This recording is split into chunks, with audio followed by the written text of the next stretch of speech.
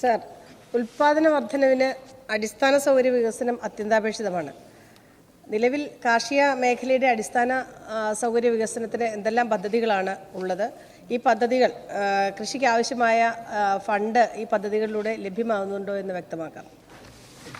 Sir, കാർഷിക മേഖലയ്ക്ക് ഇത്തരത്തിൽ സാമ്പത്തികമായ നല്ലൊരു പിന്തുണ കൊടുക്കേണ്ടത് അനിവാര്യമാണ്.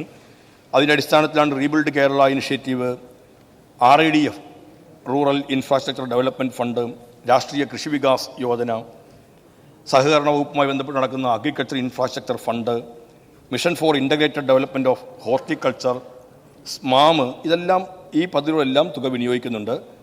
RIDF പദ്ധതിയിലൂടെ ഈ സർക്കാരിൻ്റെ കാലത്ത് 486 കോടി രൂപയുടെ വികസന പ്രവർത്തനങ്ങൾ നമുക്ക് കേരളത്തിൻ്റെ കാർഷിക മേഖലയെ ബന്ധപ്പെടുത്തി നടത്താൻ കഴിഞ്ഞു. അഗ്രികൾച്ചർ ഇൻഫ്രാസ്ട്രക്ചർ ഫണ്ട് വഴി 1152 കോടി രൂപയുടെ പദ്ധതികൾ ആവിഷ്കരിച്ച് നടപ്പിലാക്കിയിട്ടുണ്ട്. ഒരു സമയത്ത് നമ്മൾ 2 വർഷം മുമ്പ് AIF-നെ കുറിച്ച് ഈ നിയമസഭ ചർച്ച ചെയ്തതാണ്.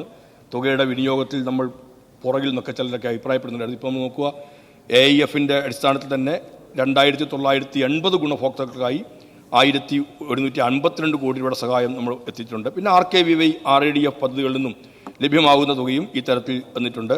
അതോടൊപ്പം തന്നെയാണ് നമ്മൾ റിയാസ് എന്ന് പറയുന്ന ഏറ്റവും പുതിയ നബാർഡിൻ്റെ പദ്ധതിയുണ്ട്, rural infrastructure assistance to state governments എന്ന് പറയുന്നത്. അതിനകത്ത് 1576 കോടി രൂപയുടെ പദ്ധതികൾ കേരളം സമർപ്പിച്ചിട്ടുണ്ട്. സാധ്യമാവുന്നിടത്തുനിന്നെല്ലാം സാമ്പത്തികമായ സഹായങ്ങൾ എത്തിച്ചുകൊണ്ട് കേരളത്തിൻ്റെ കാർഷിക മേഖലയിൽ അടിസ്ഥാന സൗകര്യ വികസനം എത്തിക്കുന്നതിനായിട്ടാണ് സർക്കാർ പരിശ്രമിച്ചുകൊണ്ടിരിക്കുന്നത്.